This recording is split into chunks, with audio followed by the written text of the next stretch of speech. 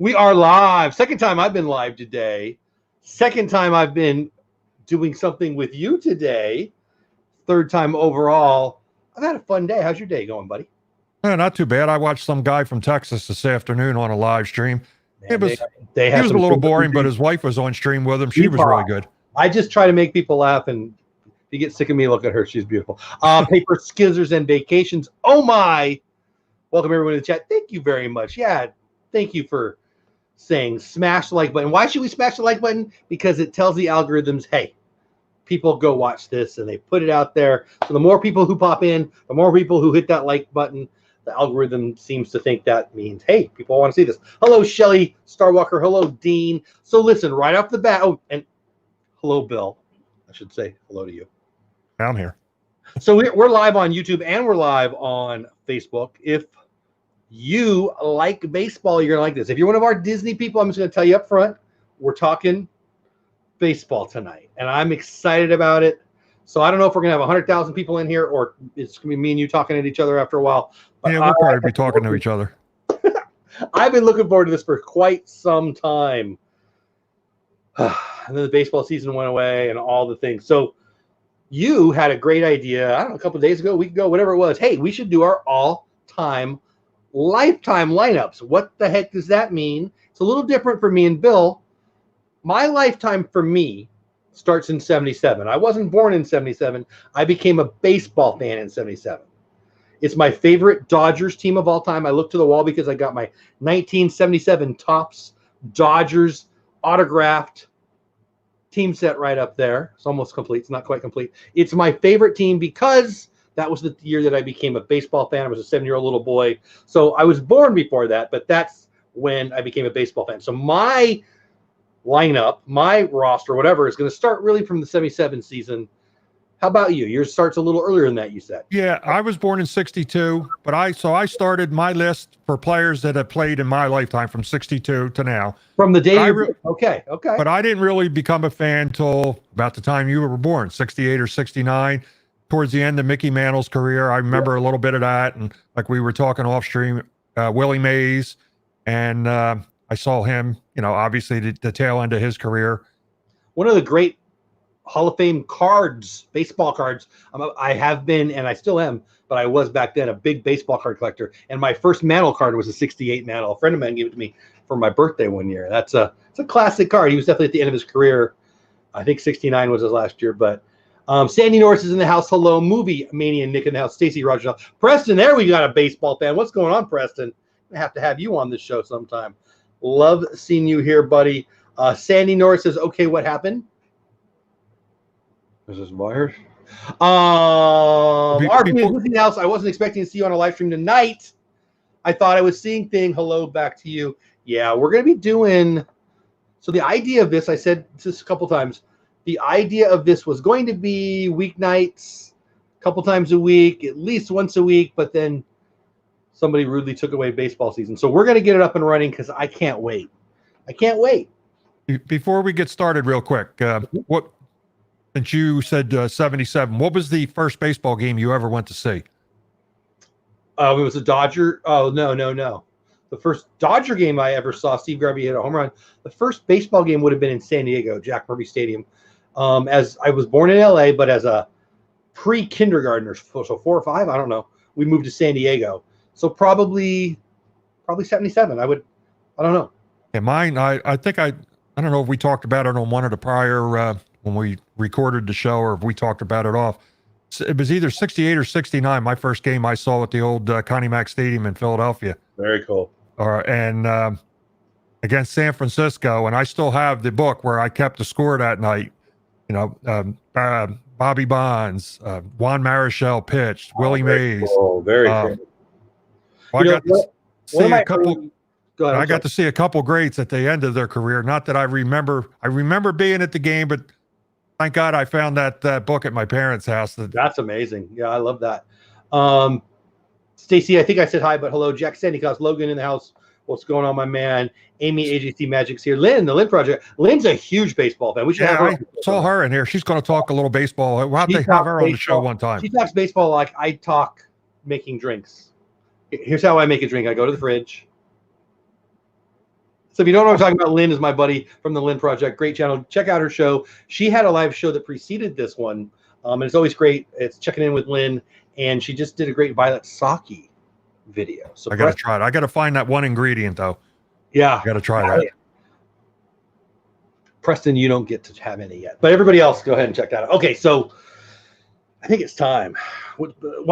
It was your idea, so I will let you start, sir. What position do you want to start on? And do I get to guess who you're going to pick, we can try and guess who you're going to pick. I know all yours are going to be blue, but all yours are going to be bad because Phillies. No, you're going to be surprised at one or two. So you start, and I'll take a guess on who you're going to pick, or you tell me I start and you guess. All right, now we'll start at first base, and we'll go around the horn, and mine's the obvious choice.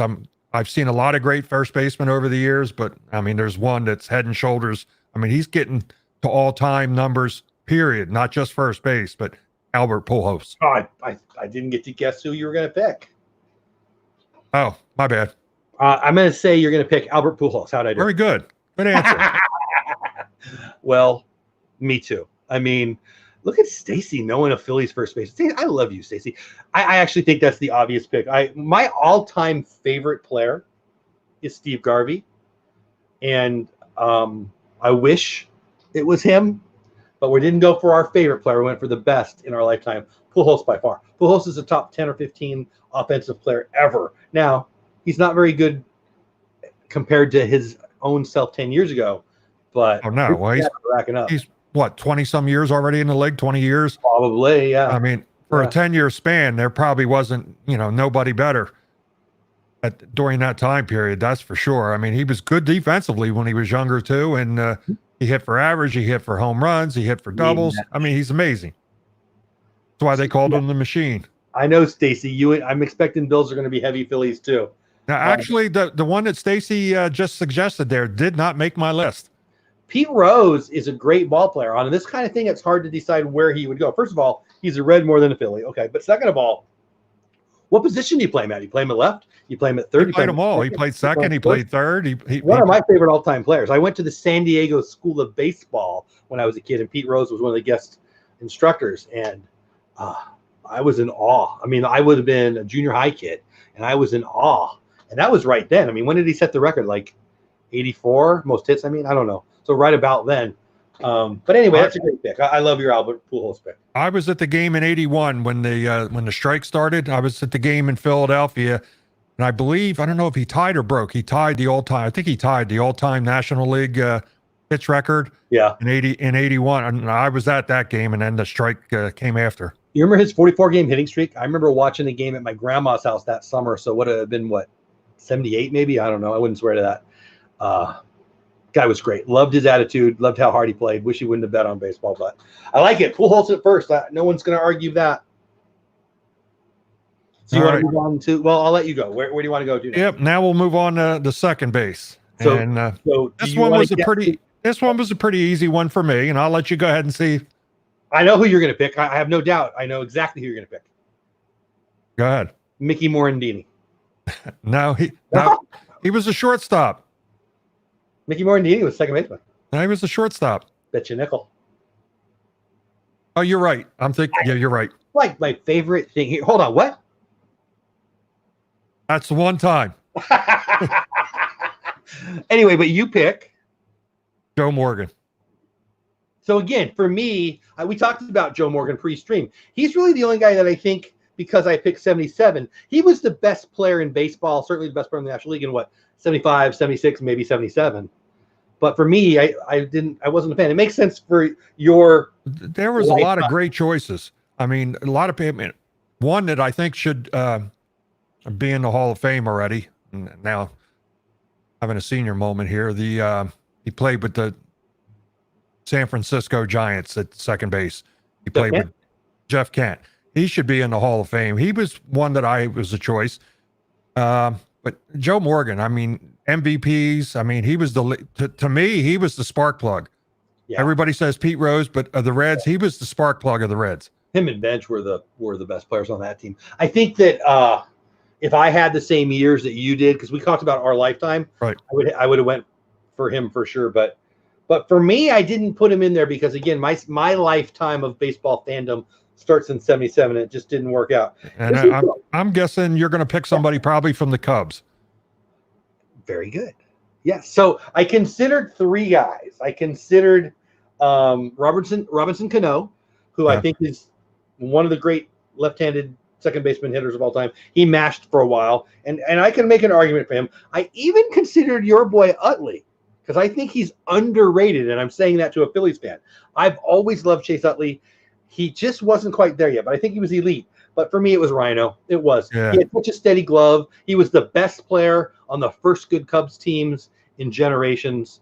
Was he rookie in '83? So like '84, '85, '86, he was probably the best player in the league. Really, really liked him. Just was a fan. I love his classic '83 Topps rookie card. And where did he start his career? The Phillies flipped him over. That was a good trade, by the way. I hated when they got rid of him. What did you guys get for him? Exactly. A bag of peanuts and a case of diet soda, I think. Manny Trio says, Stacy, yes, Manny. I actually love Manny Trio. Movie Mania Nick says Lou Gehrig for me. It's in our lifetime, so I don't know. Maybe. Manny Trio. He was in the '80 NLCS. He was the MVP in the NLCS. Probably the best. Like 7 for 7. Oh, that's Rennie Stinnett. Never mind. That was probably the best National League Championship series I've ever seen. Was the '80 Phillies and Astros. That was the Mike Scott? No, it was '86. Never mind. Preston McDevitt. Exactly. There's a lot of players that should be in the Hall of Fame but aren't. I don't get it. Steve Garvey. I didn't get into baseball until I saw Rick Porcello. Dang, nice. That dude's kind of a stud. Did good things for the Red Sox. Baseball knowledge. The beers are expensive, and so are the hot dogs. The Rangers, my hometown team here, have $1 hot dog nights. $1 Nolan Ryan hot dog night.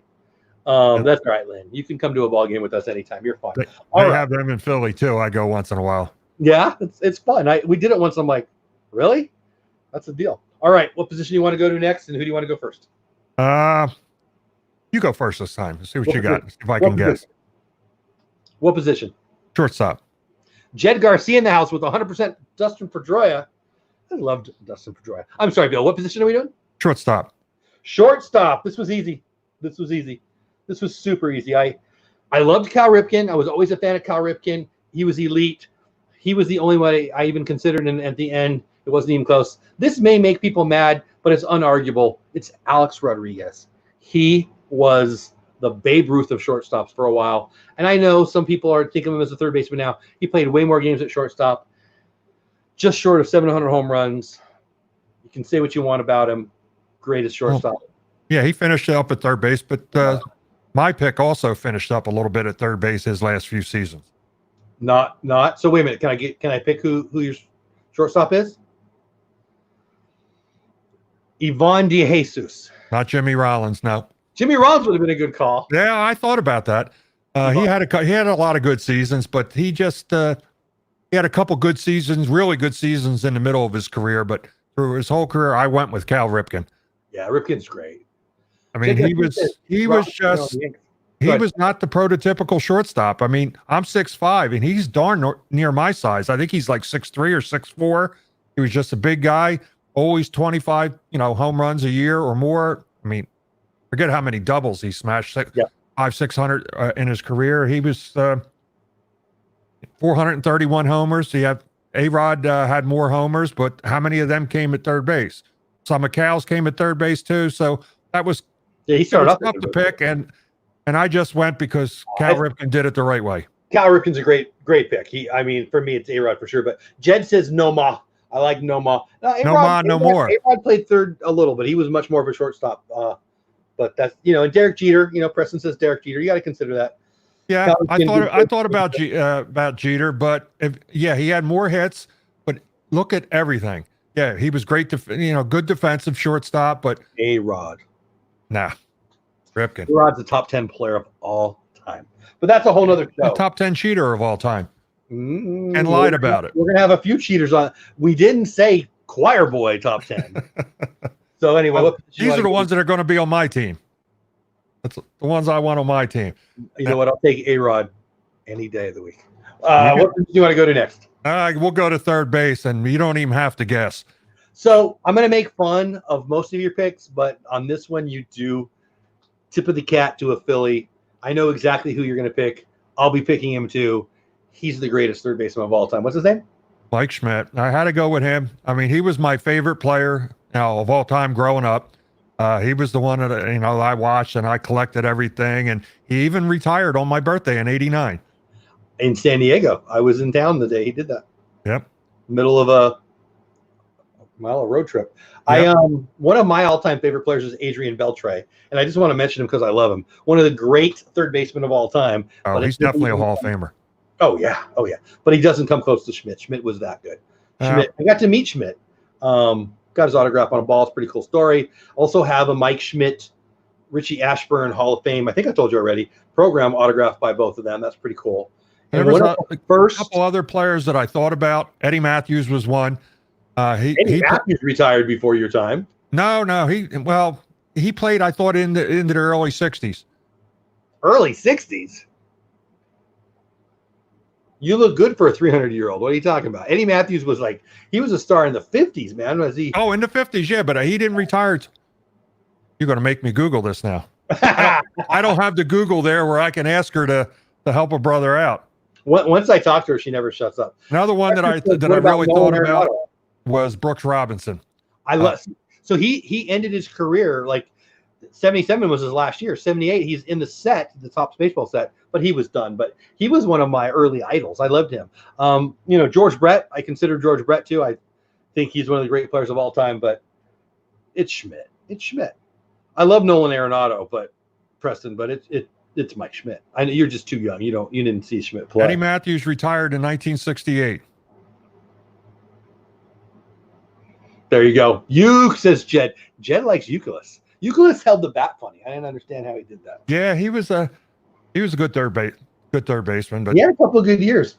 I'm talking about. I looked at the whole career, and not just if they were good defense. I wanted everything. Power, the whole package. You wanted everything except for A-Rod. Yeah, you can have him. I'll take him. So next position. We'll go over to left field. So there's some great left fielders. Two stand out by far. Two of the greatest offensive players in the history of game played left field in my generation. One I loved and one I hated. I'm sure you hated Bonds. Barry Bonds. Probably the greatest offensive player in my lifetime. Oh, in your lifetime, absolutely. And number 2 all time. Arguably, yeah. Well, he's number 2 all time in WAR and number 2 in home runs, and he's just behind Ruth. He's number 1 in home runs. Yeah, well, he's number 1 in home runs. Yeah, it's pretty hard to argue. I mean, there's another one that I might mention later that plays left field, but yeah, Barry Bonds. That's the easiest pick of. So that's who you went with? Yeah. Oh, okay. I thought you didn't go with him because you didn't like him. Who was your B for left field? He'll come up a little later. Oh, okay. I like what Stacy's got going on. Greg Luzinski. Oh, I love the bull. Quick story about Luzinski. A couple times when I was a police officer, he wound up coaching high school football in New Jersey at his son's high school, Holy Cross, who his son later on got drafted by the Dodgers as a catcher at a high school. Ryan Luzinski. Yeah, but Greg Luzinski was a great guy. 2 different times during playoff games against our school that I went to, Holy Spirit High School in Absecon, New Jersey. Luzinski, I had to do security, and I was assigned to him. What a great guy! Really nice guy and funny as all get out. Yeah, I love hearing that. Yeah. I love the 77 Topps baseball set, and that 77 Greg Luzinski card was a great card, but I was mad because my man Dusty Baker should have been the NL All-Star. They gave it to Luzinski. So they got an interesting conversation going on. First of all, Manny Ramirez was a great hitter, one of the great right-hander hitters of all time. So come on, he was great. Who cares if he was about the money? He was great. Yaz was a great guy. I love the story. Yeah, about his grandfather. I really was going to pick Yaz. That was going to be my pick. But yeah, I had to go with it. I had to have one cheater on my team. I couldn't have 2. I mean, Barry Bonds is obviously. Yeah, I mean, that was just Ripken and A-Rod were close, and my feelings, except for the home runs. But it's Bonds. That was a no-brainer. I mean, he was a Hall of Famer before he got into the steroids. So that was my main reason for going We with had him. like 7 MVP awards, not 7 top 10s, 7 MVP awards. I might have the number wrong, but Manny Machado also great. Also great. Okay, so what do you want to go to? Center field? Center field. You want to go first or me? Yeah, I'll go first. This was the hardest pick that I had. Really? Yep. So And okay, all right, that's fair. I know where you're going. Yeah, that's so I got a 1A and a 1B on this one. okay. I mean, the obvious choice is Willie Mays. You know, I got to see him in my lifetime. Like I said, I actually got to see him play a game, and okay. it was towards the end of his career, but he played in my lifetime. So he was the obvious choice. And my 1B, and who I would probably pick over Mays, would be Mike Trout. So I mean, he's only they list him as playing 9 years, but he only played 40 games his first year. And he's doing things now that players didn't do over their whole career. That's right. I mean, I think he's up to 47th all time on WAR Already. And wow, that's crazy. After 8 seasons and a season with 40 games, I mean, he's ahead. I forget of how many Hall of Famers. I mean, he's just leapfrogging them, and they played, 15, 18 years. You some could of these argue guys. that if he retired today, you could argue that he's a Hall of Famer already. Oh, well, yeah, you got that 10-year limit. I think I would vote if he never played. Well, this season would put him over. I don't know if his first season would count because it was only 40 games. I don't know if he did enough to qualify in that first season. He's a Hall of Famer. Oh, just one of the best ever. Yeah, without a doubt. I mean, if he stays healthy, there'll be no choice at all when he's done. I mean, Willie Mays was probably one of the greatest top 5 players of all time, and to put Mike Trout in the same sentence of Willie Mays, I mean, that's saying something after eight years and then another year with 40 games. So I didn't consider Willie Mays because, again, my cutoff was the 1977 season. Well, yeah, he didn't play then. Yeah, I think he retired, what, 74 or 75? 74, yeah, I think 73, as a Met. And, I've met the man, and it was an honor to meet him, and obviously he's an icon, but he wasn't even somebody I considered. There are 2 center fielders that I think are by far the best center fielders of my lifetime. And you met one, and I met the other. You mentioned Mike Trout. You got to meet Mike Trout. I have not met Mike Trout, but I had a great conversation with Ken Griffey Jr. He was at a Boys and Girls Clubs of America event, and he stayed after, and he was signing autographs, and it was just a bunch of young ladies who didn't really know who he was, but he was being a nice guy. And I was talking to one of my employees, and I said, and we were close enough that he heard me, but he was talking to other people. I wasn't talking to him. And I said to her, the prettiest swing I ever saw. Without a doubt. And he stopped the conversation he was having, and he turned to me and he said, not even the best swing in my family. And then he talked about his son, Trey, Ken Griffey Jr. the third. Junior, who was a wide receiver for Arizona or Arizona State. I don't want to get it wrong. I think Arizona. And he got drafted, or he was playing in the NFL. He didn't quite make the team, blah, blah, blah, blah. But Ken Griffey Jr. held court for about a half hour, 45 minutes. People afterwards, he was so nice to me. People came up to me afterwards asking me how long I knew him. I said, I don't know him. He just started talking to me. It was such my point in telling you that is not me. Such a nice guy. Yep. Such a nice guy. I like hearing stories like that because you always hear the bad stories where the guys are. That's why I try to tell those good stories. I've been blessed to meet some guys, and he had a tough time. He was an icon's son, considered suicide, was the greatest player in the history of the Mariners, and on the Reds. You could argue.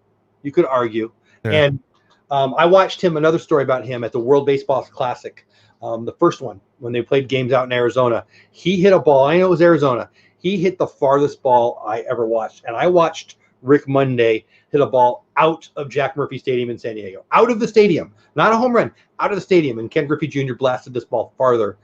You could see it on YouTube. It was mammoth. It was Babe Ruthian. And I was honored to just be there for that. But he wasn't my center fielder after all that. It's Mike Trout. I think Mike Trout is one of the top 4 or 5 greatest players ever already. I think he will end up probably the second greatest player ever.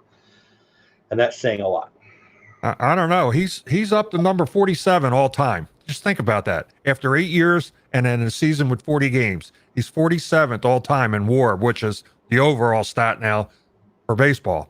I mean, Babe Ruth leads. I think he's like 168.4 or something like that all time. And Mike Trout is just every year, he just leapfrogging guys that played 15, 18, 20 years. He's played a little over 8. It's just what he's done. Yeah. What he's done is amazing. Yeah, we don't even appreciate it. It's funny too, because he's in LA. I mean, I know it's Anaheim, but he's in LA. He should be a bigger star. But even Major League Baseball's like prodding him to be a bigger star. They want him to be out there more. And he says, yeah, I'm good. Yeah, I'm good. I actually thought, it's not happening now because he signed long term. I thought your Phillies might get him. I thought they were going to try to get Bryce and try to get Trout because he's I would have loved that. I expected it to happen. But Mike's a loyal kid, and I mean, the Angels have done right by him. And he wasn't just going to go. That owner is a mental midget, and and Mike Trout knows Artie Moreno's a mental midget. So I would have bounced. I would have went to a team. As much as I like to pick on your Phillies, they have a better chance of winning than the Angels ever will. Yeah. So Artie Moreno sells the team. Yeah. What might have been. That was the talk last year, and Harper was trying to lobby for it, but he was. And Preston mentions in chat, says, Jeff, have you guys ever met a player before? I think Bill and I have both. If you stick with our show, you're going to hear a bunch of stories. I've met way more than my fair share, and I think maybe you've met more. I mean, we've just started talking about this, but you've got some pretty cool stories that we'll get to share throughout. I don't know if Preston's been in here before, but I'm a retired police officer, but I'm also a retired professional sports photographer, and I did work for the Minnesota Twins for like 5 years doing spring training. So I've met a lot of Preston. He took photos that are in Sports Illustrated. Yeah. Yeah, I had quite a few photos in Sports Illustrated. You know what I over did? Sports Illustrated. I just opened the pictures, mostly in February, but that's a whole nother conversation.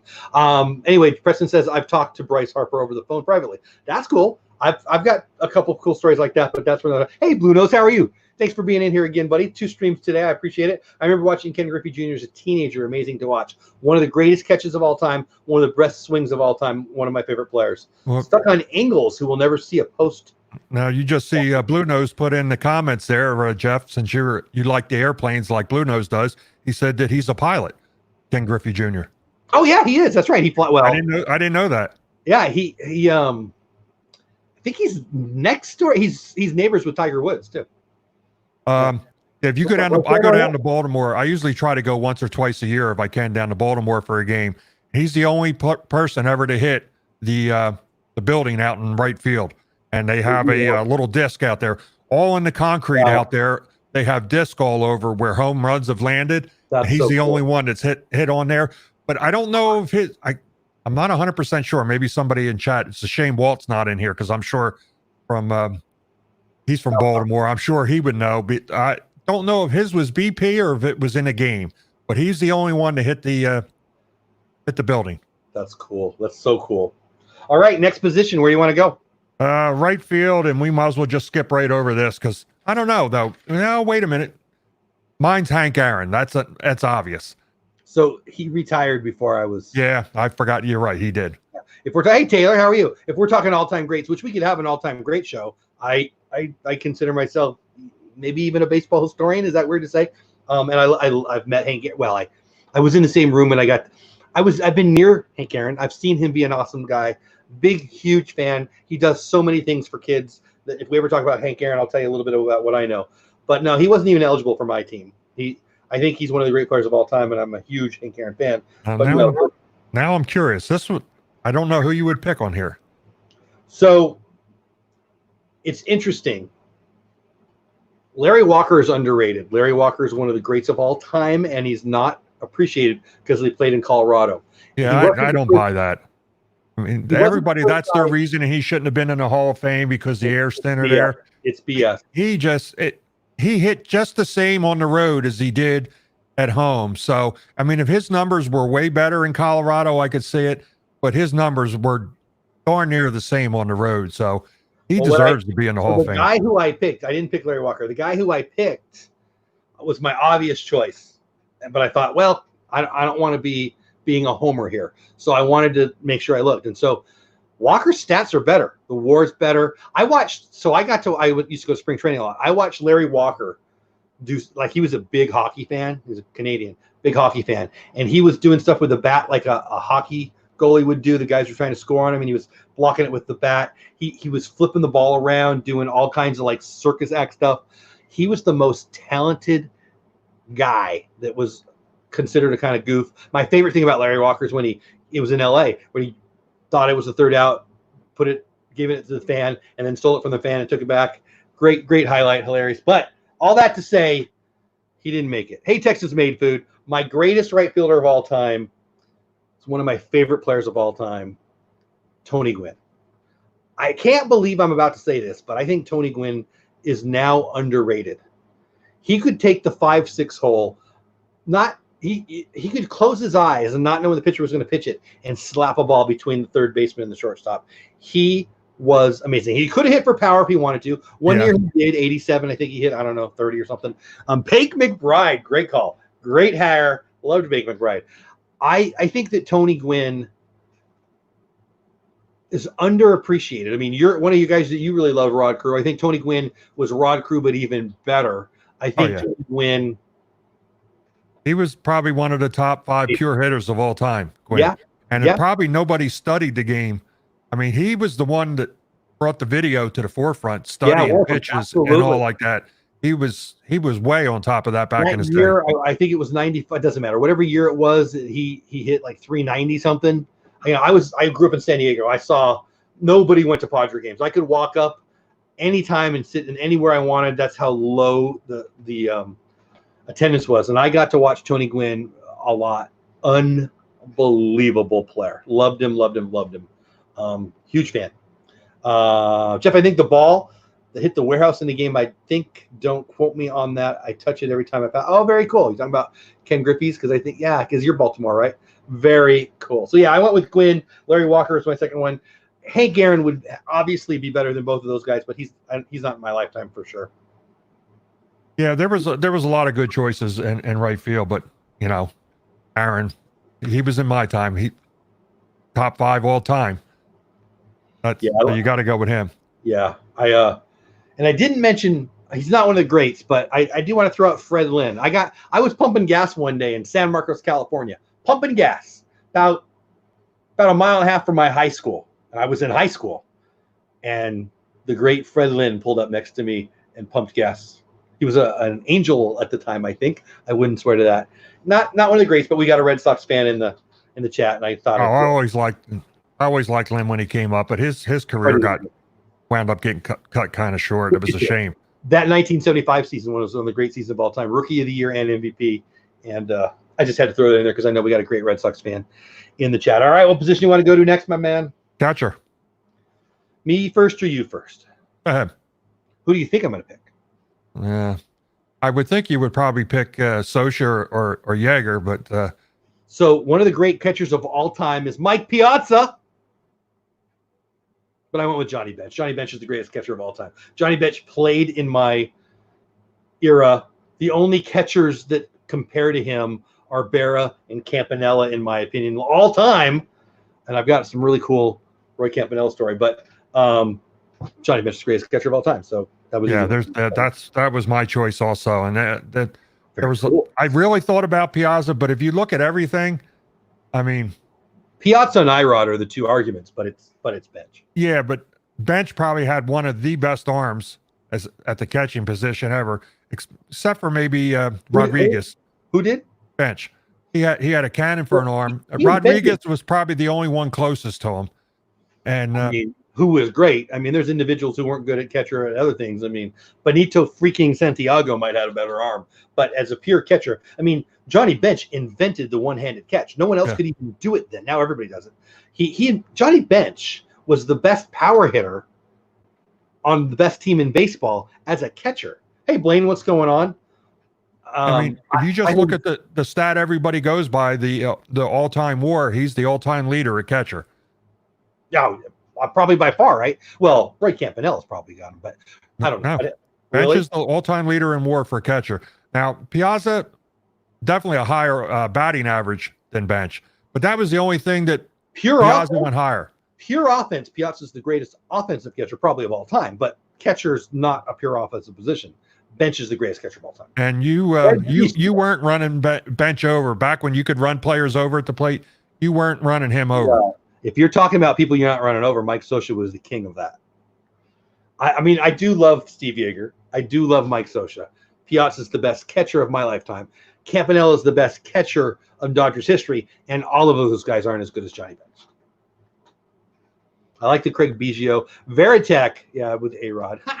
I know his career was cut short early, but what about Thurman Munson? Here's what I know about Thurman Munson. One of my favorite baseball cards of all time. 77 Topps Thurman Munson. Great card. Yeah, no, he wasn't that good. I mean, he was great, but he wasn't as good as... Yeah, if he'd lived and finished his career, he probably would have been top 10 all-time catchers. Perhaps, but yeah, Bench. Come on, it's Bench. Yeah, that's that. To me, there was no choice there. Even though Piazza led, with the average, to me, there was no choice there. Yeah. All right, where to next? All right. Well, left-handed starting pitcher. So are you going first or me? Do I get to pick who you're going to tell everybody who I'm picking? You're going to say Steve Carlton. Absolutely. Steve Carlton, one of the great pitchers of all time, one of my favorite pitchers of all time, one of the great years of all time, and I'll shut up because he's yours. Yeah, well, like 72. I believe it was 72, the year he came over from the Cardinals. I think the Phillies won like 35 games. I'm exaggerating, but only by a little bit. And he won, I think, all of them. I think he won like half of their games that year. I think he won 27, I think was 26 or 27 teams in baseball. And he winds up walking away with the Cy Young. That has to be the best season in history for a left-handed pitcher. For a left-handed pitcher, I mean, in our lifetime, maybe, yeah. I mean, I want to go back to catcher Blaine and name somebody who I loved. He was on my list too. Gary Carter was a hell of a catcher, and he was one of my ones of all time. And by all accounts, one of the greatest guys of all time. I never met him, but I've heard good things. But anyway, so yeah. So you want to keep talking about Steve Carlton? Oh, I mean, he led the league in strikeouts 5 times. He won. What did he win? 4 Cy Youngs. And for a time, he was the National League and Major League leader all time in strikeouts until he got passed by your there boy. Was a season there that Carlton would pitch and he would be the leader. Ryan would pitch and he would be the leader. It was a time that I remember watching the leaderboard, all-time leaderboard. That was a lot of fun. I got lucky. It seemed like when I was a kid, we would go, my dad or I would go on a bus trip maybe twice, maybe 3 times a year, and it just worked out. It seemed like every time I went to watch a Phillies game live, Steve Carlton was pitching. And back then, he had his personal catcher, Timmy McCarver. And just about every time that I went to a game that he pitched, it seemed like he hit a home run. He was a good hitter too, Carlton. He was a really good hitter. He was a very good hitter, yes. I like making fun of your Phillies, but Steve Carlton is one of my favorite players of all time. I mean, I know who your pick is probably going to be, and probably I thought about him, but Carlton, I got to see his last win in the major leagues. Oh, I got to see number 329 when he pitched for Minnesota. When I was younger, me and my friends, every year we would do a road trip somewhere. And that year we just happened to go to Minnesota. They were playing the A's. I believe it was in 87. And he got his last win against Oakland. And in that game, Reggie Jackson was playing with Oakland that year. Wow, that's awesome. So a lot of people are saying Carlton in the chat. Blaine, or Jed, I'm sorry, says, I know I keep saying Sox players, but Pedro. Well, we're doing left-handed pitcher right now. I'm seeing some big left-handed names in there. One of the top lefties of all time. Warren Spahn, great lefty. Todd Glavine was pretty good. Tom Glavine. Who do you think I'm picking? You're going with Koufax. Well, no, you're not, because that's right. He's not in your lifetime. Koufax wasn't in my. Yeah, that's right. Okay. Now I'm not sure who you're going to pick. So I thought you would say that I'm picking Clayton Kershaw, because Clayton Kershaw. Are you kidding me? Clayton Kershaw. He was good. He's been bad for the last couple of years with his back. When he was on, he was on. Steve Carlton's got a bad back too. What's that matter? He was the greatest pitcher of 4 or 5 years. But you're right. I didn't pick Clayton Kershaw. It's Randy Johnson. Come on. It's Randy Johnson. What do you have, like 7 Cy Young awards? Randy Johnson won in the NL. He won in the AL.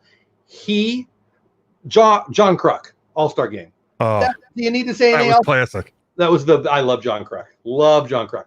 I think that it's not even close. Randy Johnson in my lifetime is the greatest left-handed pitcher. He was unhittable. Oh, not one day, for 5, 6, 7 years. I didn't notice that there. Somebody just popped up in chat here. I haven't heard that story yet. Preston McDevitt said that Cooperstown and Shryman got canceled this year. I'm not surprised, but I didn't know that. Blaine with a cool. We're talking lefties right now. He's talking about a righty. I wanted to be Negro when I grew up. I wanted to throw the knuckleball. My high school baseball coach had a blistering knuckleball, and he would pitch BP sometimes. This is my high school coach. He was like, I mean, great guy. I loved him, Coach Layton. I don't think you're watching, but I love you. I love you. But he was an old guy. And there was two things that I couldn't beat him at. When he threw his knuckleball, I couldn't hit it to save my life. I might foul it off, and I never struck out. And I had him for off-campus PE. He played this like he was older than he should have been to beat me. I was a decent athlete back in the day, and we played racquetball. He wouldn't even move. He just stand there, crush me, 21-0 every time. Drove me crazy. But anyway, I couldn't throw a knuckleball. I want to throw a knuckleball too. I don't know if you're talking about Joe or Phil, but probably Phil. But anyway, long story short, yes, I'd love it to be Clayton Kershaw. I love the Sandy Koufax talk. It's Randy Johnson. I did get to meet him too. He didn't say a word to me. He autographed my baseball and he left me alone. But how is it not Randy Johnson? It's Randy Johnson. Yeah, that's a good choice, but he's not Carlton. Carlton was great. All right, where to next, my friend? Closer. Should we just pass by this one now or what? Skipping over it. You want to go to closer? Yeah, well, I'm just saying we might. I'm sure we're both picking the same. So I'll lead if you're okay with that. One of my favorite all-time players. Got to meet him many, many, many times. My wife's favorite player for years, San Diego's Trevor Hoffman. I want to pick him so bad because I love him. I think you can argue he's the second greatest closer of all time, but there's no contest. The greatest closer of all time. Only ever threw one pitch. Not in his whole career, but for the long spans, many years. Yeah, it's insane. Hey, I'm throwing a cut fastball. They knew it, and they still couldn't hit it. Here it is. Hit it. The best pitch.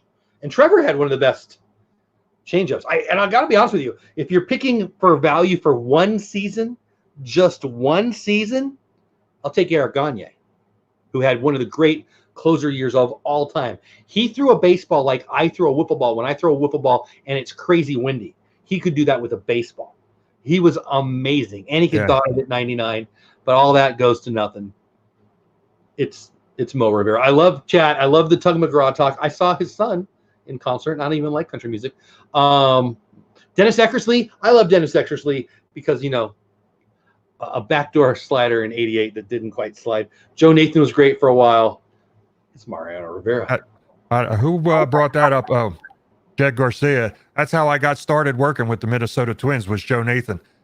I was shooting for that's how I got started working for the Minnesota Twins, was because of Joe Nathan. I was shooting for a stock agency in California, and I was friendly with the Twins media people, and they came down. They asked me to do them a favor because they re-signed Joe Nathan to an extension, asked if I would shoot the press conference, and I did that, did him the favor, and I wound up working for him for 6 years. That's so cool. I love that. So was he a nice guy? Yeah, he was a good guy. He had good years here in Texas too. Yeah, he was a good player, and he finished up with the Giants, I believe, didn't he? Yeah, I think so. I feel like I didn't let you answer. You went with Mo also, right? That was the no-brainer. I thought about Eckersley, and I thought about what you said. And Eckersley, I mean, he started his career. He was a starter. He was like John Smoltz. I mean, he was a starter, but he got in as a closer. He'd have been a closer his whole career. He probably would have been up near Rivera numbers. 2, 3, 4 years, he was the best, but they're still waiting in Los Angeles for that one backdoor slider to slide from 88. No, it didn't slide. Kirk I said they're still waiting for it to slide. It still hasn't slid yet. So good. Kirk knew that was coming too. Gets to 3-2, he throws it. Boom. Beautiful. Anyway, I love that. That's a great moment. I watched that game on the MLB channel the other day. They had the 88 game one on there, and I was surprised. Gibson still hit the ball out of the park. Every time. I don't care. I can listen to Vin Scully, Jack Buck, or even Rick Monday, the guy on the radio for the Dodgers, and it gives me chills. I remember everything about it. I remember where I was. I remember all. We'll talk about that one night for sure. Craig Kimbrell has been filthy. Araldus is filthy. There's some filthy ones. Tug and Tim. Oh, that's cool, Stacy. That's very cool. I feel like we skipped over right-handed pitcher. You want to dive into right-handed pitcher? Yep, you're right. We did. This one I had a hard time with because I've seen a lot of great right-handers. Tom Seaver's one that comes to mind. He was a great right-handed pitcher. I went with Greg Maddux. I mean, if there was anybody that could dot the outside corner, I mean, when Maddux, and the biggest thing why I went with Maddux, he was the complete pitcher. 18 gold gloves. He had 13 straight years. He was the gold glove pitcher, or the best defensive pitcher. Hey, happy luck. Four straight Cy Youngs, and he finished second another 2 times in the Cy Young. He was just, and he wasn't a big guy, but he could put the ball wherever he wanted. Yeah, I think it's hard to argue that. I think that one of my favorite pitchers to watch pitch of all time is Greg Maddux. He didn't throw the ball insanely hard. He just put it exactly where he wanted it every freaking time. And he got away with a lot of strikes that weren't strikes because he put it 6 inches off the plate every time consistently. Take care of that outside corner. But him and Glavine and he made Glavine and Schmaltz, Steve Avery, Denny Nagel better. And oh my gosh, what a rotation there. Blaine in the chat here, Blaine 2007 saying like Cy Young, but we're doing our lifetime, not all time. It's all time players of our lifetime. And Clemens, like he brought up, that was another one that I thought about. I mean, he was probably, him and Nolan Ryan were probably the 2 best power pitchers of our time. That's for sure. Well, but I went with all around, and the reason why I went with Maddux and what swayed me away from Clemens and all was the 18 gold gloves and 355 wins. I mean, he had as many Cy Youngs as Clemens, but he was the best all around pitcher. Maddux is great. I loved him. And jumping into my turn, I considered Maddux. I also considered Pedro Martinez. One of the great trades in the history. I talked to you about Carlton. My Dodgers, actually Tommy Lasorda himself, there was a very small window where he was the general manager. Anyway, doesn't matter. That was never mind. We traded away Pedro Martinez for Delano DeShields right at the end of Delano DeShields being good. That was horrible. But I love Pedro. But for me, it's Roger Clemens. I think Roger Clemens is one of the great right-handed pitchers of all time. I think the top right-handers of all time, there's an argument: Seaver, Walter Johnson, Christy Mathewson, and Roger Clemens. I got to be honest with you, Seaver was at the end of his greatness for me. Mathewson and Johnson were long gone before me. I do love Curt Schilling, Blaine. You can make an argument for Curt Schilling. Max Scherzer's got to be in the argument too now. Now, Blaine, I like Blaine. But no, it's Clemens, man. It's Clemens. Now, that same day I watched Griffey hit that mammoth blast, I got to watch Roger Clemens warm up in a spring training bullpen. Why I point out it was a spring training bullpen, I was right on top of him. Like I was looking down and he was right there. He heard every word I said. We were that close. And I wasn't talking to him. I was watching him warm up. And as a former baseball player, a former pitcher, and at that time, a high school baseball coach who was a pitching coach, it was fake. It was so amazing what he was doing. And he was so intense. He was getting ready for a game. Yeah, right.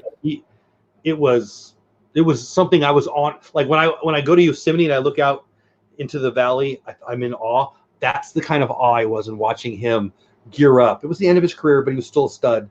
And what he did, he was a great Red Sox. Oh, and by the way, he was a great Yankee. Oh, and by the way, then he went to Houston, and he was a great Astro. That guy is insanely good. Yeah. I love Nolan Ryan, Preston, but no, he doesn't get. For me, this was the hardest pick overall for me, was the right-handed pitcher, because Nolan Ryan I thought about, and I thought of, obviously, Seaver. He was one of the greatest pitchers of his era, without a doubt. And Clemens, but overall, that was my reasoning for going with Maddux. He not only was a Hall of Fame pitcher, but he was a Hall of Fame defender at pitcher also. Totally. All right, where do you want to go to next? Pinch hitter. So you want me to go first? Yeah.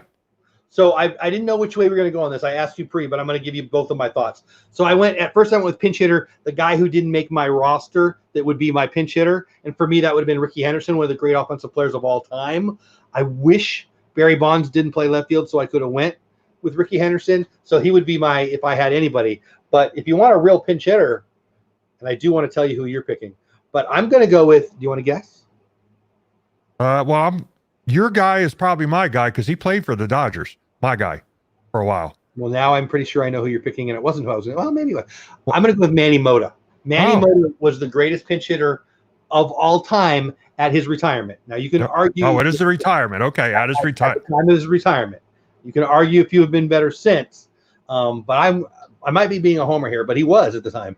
He didn't do anything else. He didn't play the outfield. He didn't start ever. He was truly just a pinch hitter. And the Tommy Lasorda, early in Tommy Lasorda's career, that's what Manny Mota was. And they gave him a roster spot just to do that. He was pretty dang good at it, Manny Mota. I'm a fan of Manny Mota. Well, the guy I picked played for the Dodgers for a while, and he is the all-time leader in pitch hits. And he's about, I think Mota is like 151 or 155 all time. Is he a lunatic? I don't know. I don't know him personally. So the Phillies have two of the great pinch hitters of all time. Well, the Phillies did. The one I was going to pick was my 1B, but I went with Lenny Harris. Oh! So Del Unser was one of the great pinch hitters of all time. Yeah, Del Unser was. Johnstone was one of the great pinch hitters of all time, and he was a lunatic, and he was a Dodger. That's where I thought you were going. Another great pinch hitter that the Phillies had. Well, two other great pinch hitters they had. Greg Gross was another one over the years, was a great pinch hitter. And my 1B that I was going to go with was Matt Stairs, because he holds the all-time leader in home runs as a pinch hitter with 23, and has probably got one of the best pinch home runs in all of playoff history against who? I don't know what you're talking about. Against who? I don't know. I can't hear you. Against the Dodgers, 2008. Professional hitter. That guy could rake. But I'm confused. So who are you picking? I went with Lenny Harris. He wound up with 212 pinch hits over his career, and he played with the Dodgers from 89 to 93. Lynn says, a pitch hitter. Definition, when you're singing and nail it. So this is a pinch hitter, like when somebody pinches your, well, I'll let you decide where, but they pinch you. That's pinch hitter. Pinch hitter. Bluto says, you guys are crazy. I wasn't sure who you're talking to. All I heard was your voice say my pick, and I had a squirrel moment and started asking who's pilot. Mark Sweeney. That's a good call, Blaine. I've met Mark Sweeney. Super nice guy.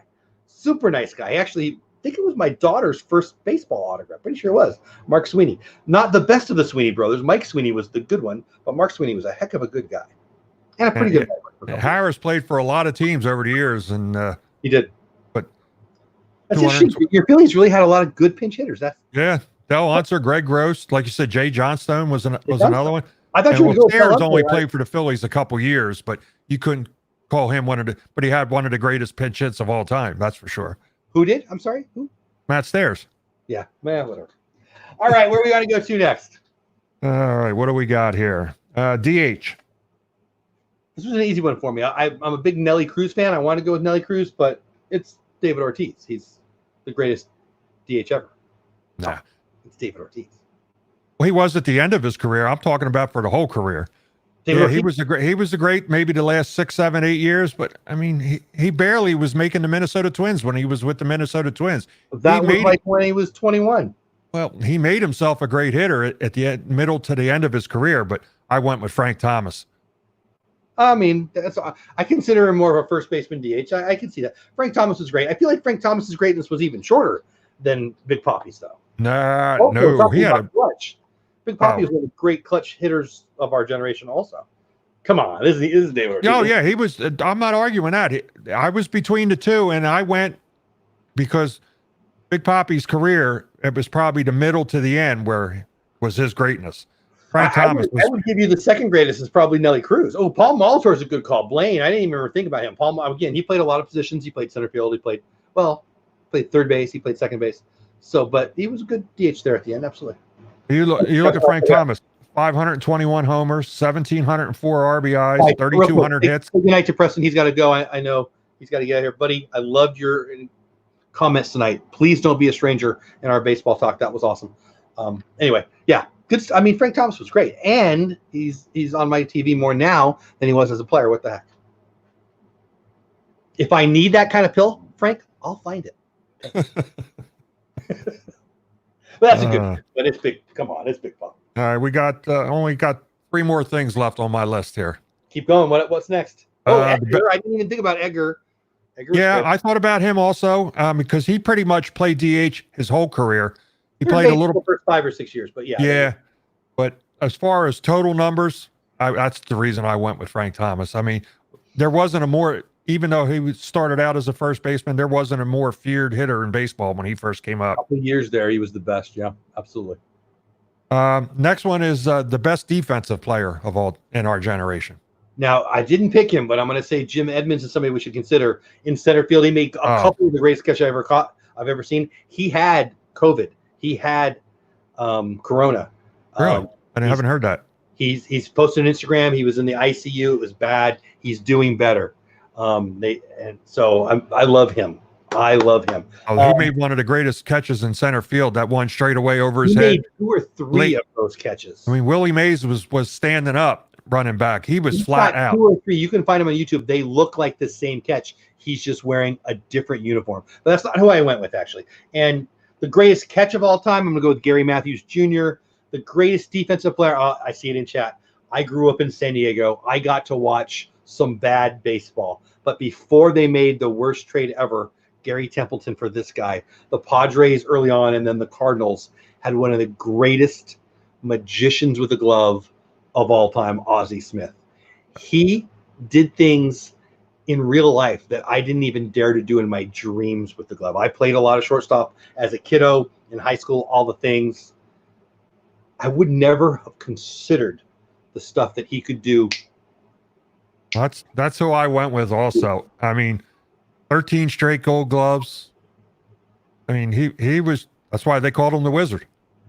And a sweet guy. I met him as a young ball player when he was in San Diego, and then years later he was inducted into the Boys and Girls Clubs of America Hall of Fame. I got to be there for that day. I didn't get to talk to him that day, but a sweetheart of a guy, and I was honored to watch the guy play. Just amazing.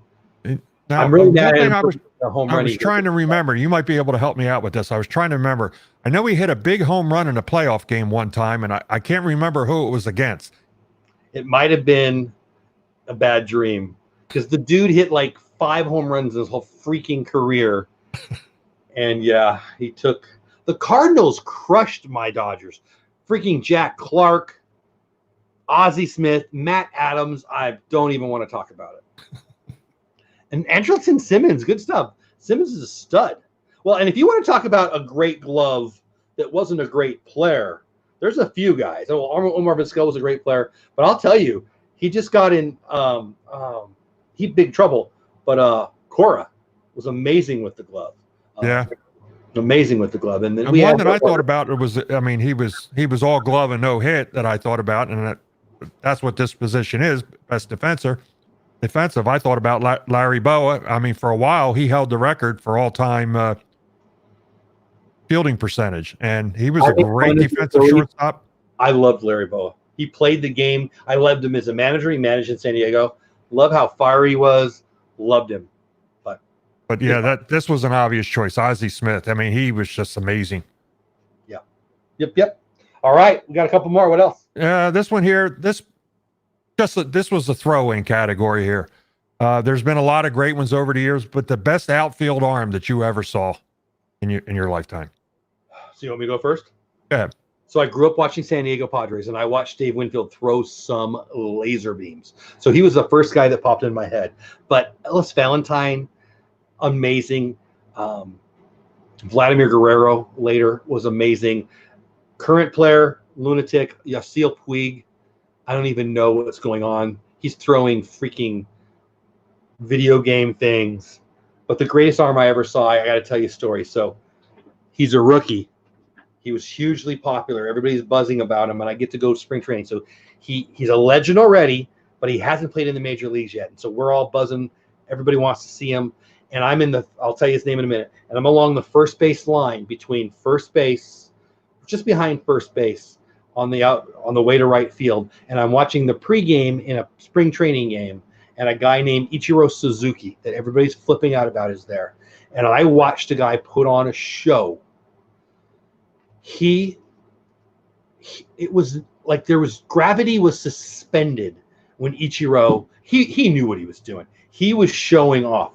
He was pretending at the time like he didn't speak English. He was this mythical figure that was coming over from Japan that everyone was seeing, is this guy for real? And cameras going off. he just threw laser beams like I've never seen. And what do you weigh? About 160 pounds soaking wet?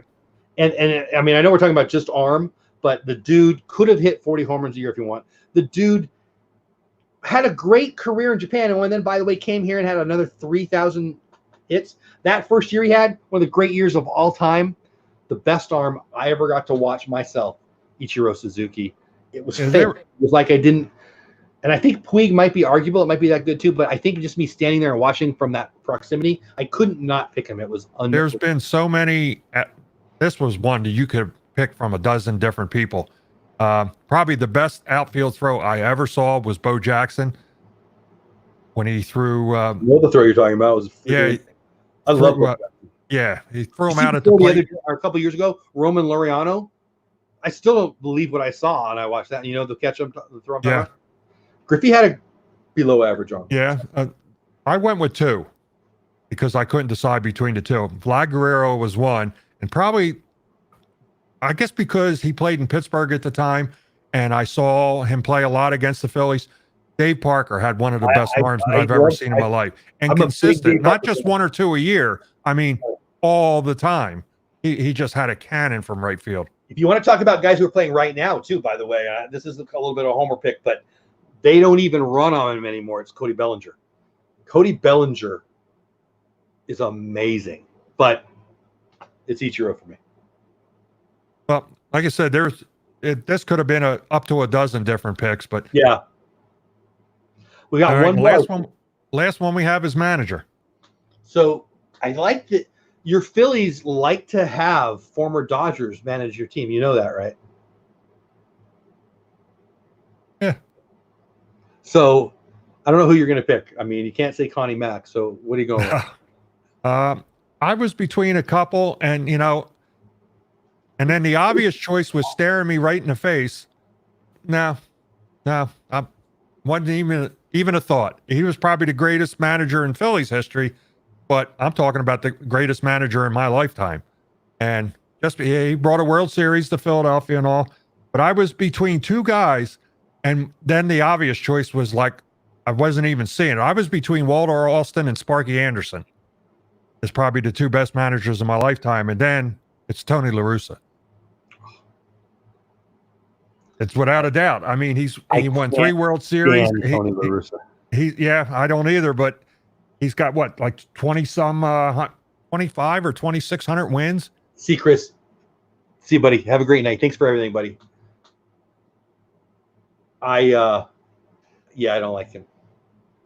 Yeah, I wasn't a big fan either, but as a manager, I mean, you can't argue with the stats. I mean, I think he's what's he, number 2 all time or number 3 all time? He might be. I don't know. I that's obviously he's been there a long time. Connie Mack's number 1 in wins and losses, so I don't know. But I mean, people would agree with you. I loved Sparky Anderson as a guy. Talking about your other guy, I don't know. I think I could have won with those Reds teams.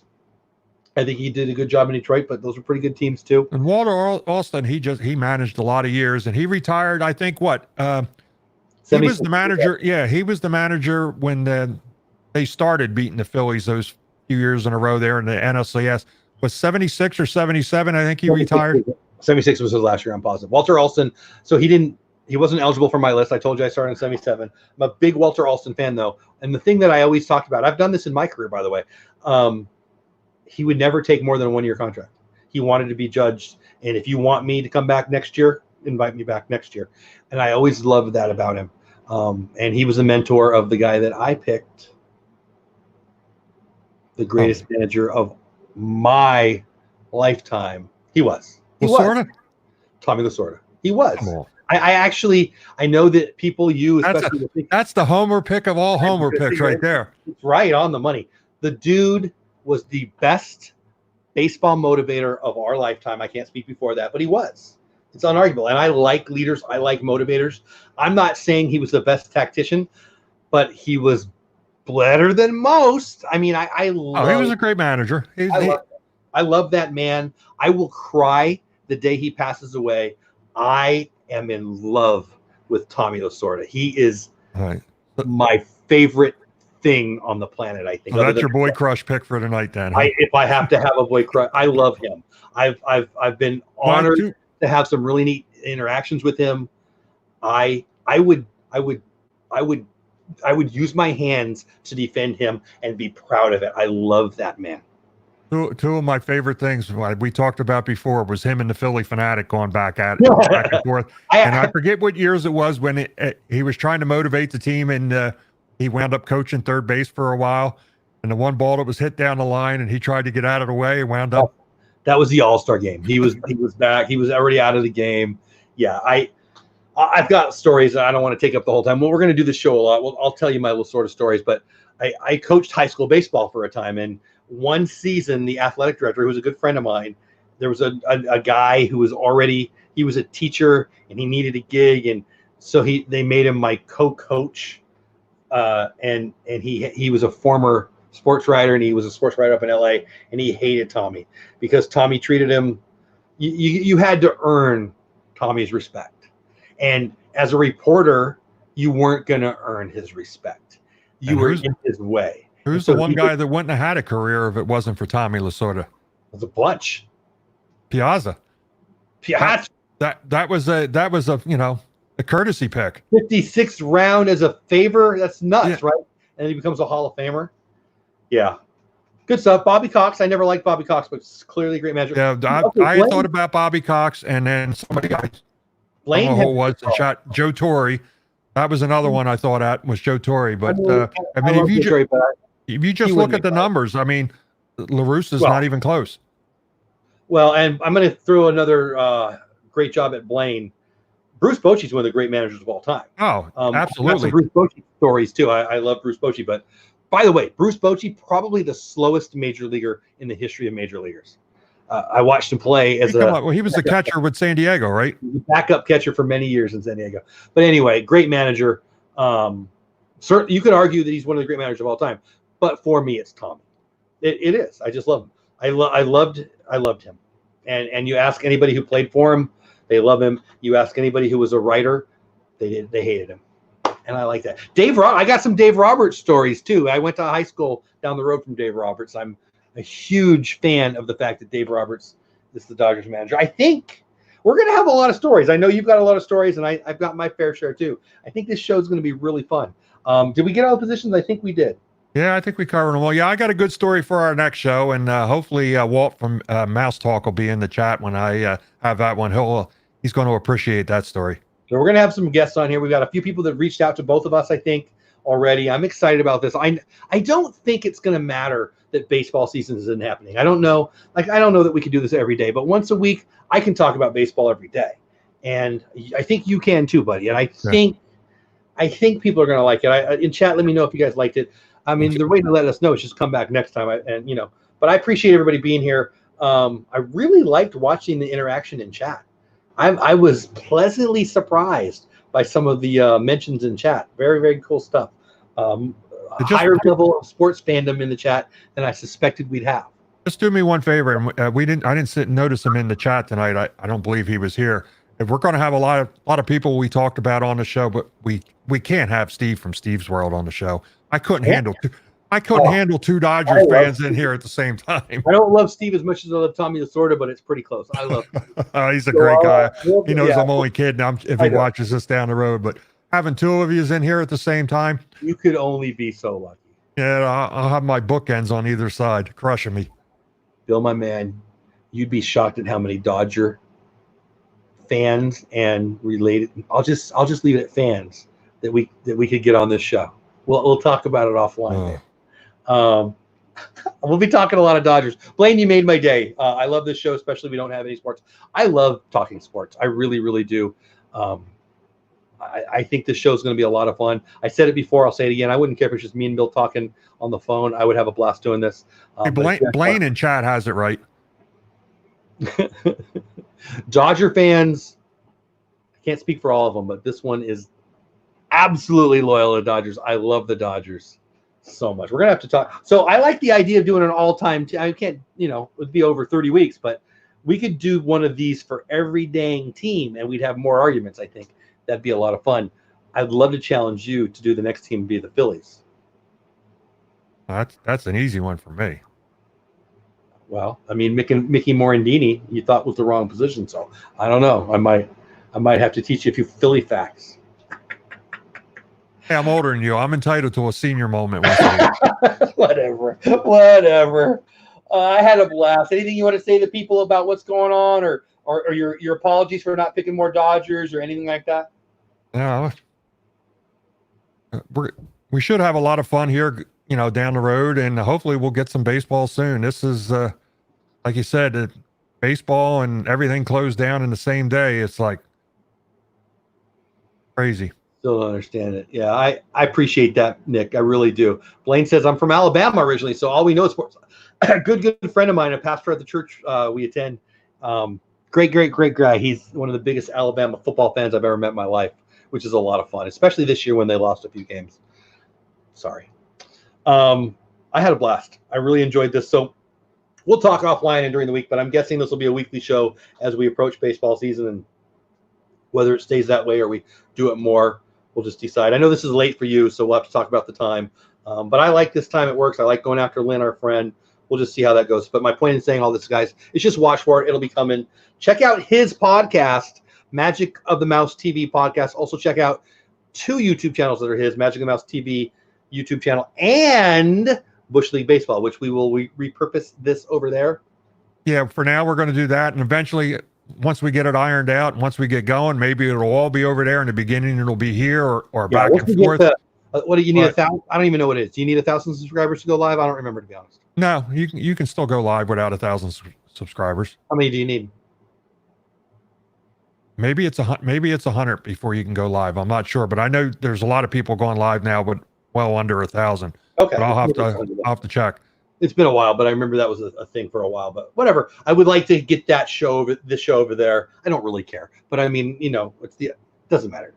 But eventually, what would be good if we could do one at this time, for people on the West Coast or whatever, and then we can have, maybe if we do a second show, do one a little earlier in the night and go from there.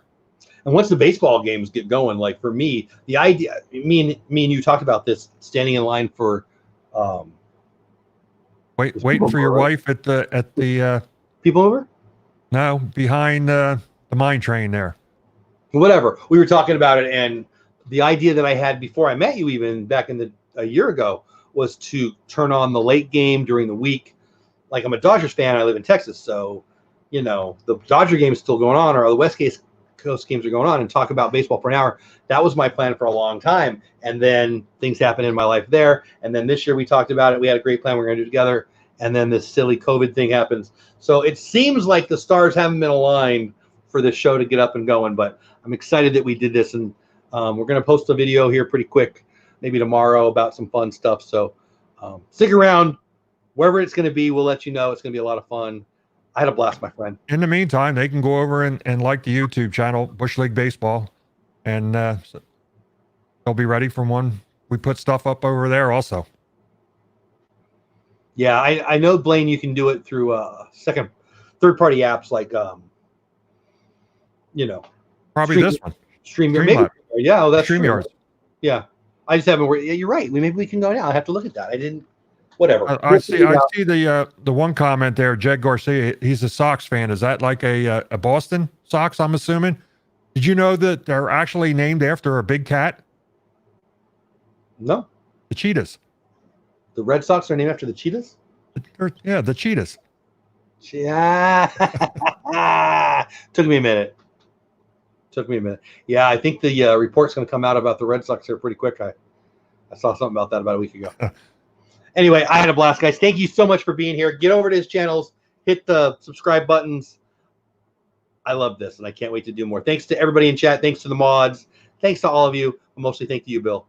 Thanks to you, Bill. I'm glad we're doing this. Hopefully we'll have some baseball soon. Amen. From your lips to God's ears. All right, everybody. Go wash your hands. Take care of your friends. Be safe. Hey, we should promote our stuff. What do I got? Tomorrow's Friday. Disney Pins live Friday night.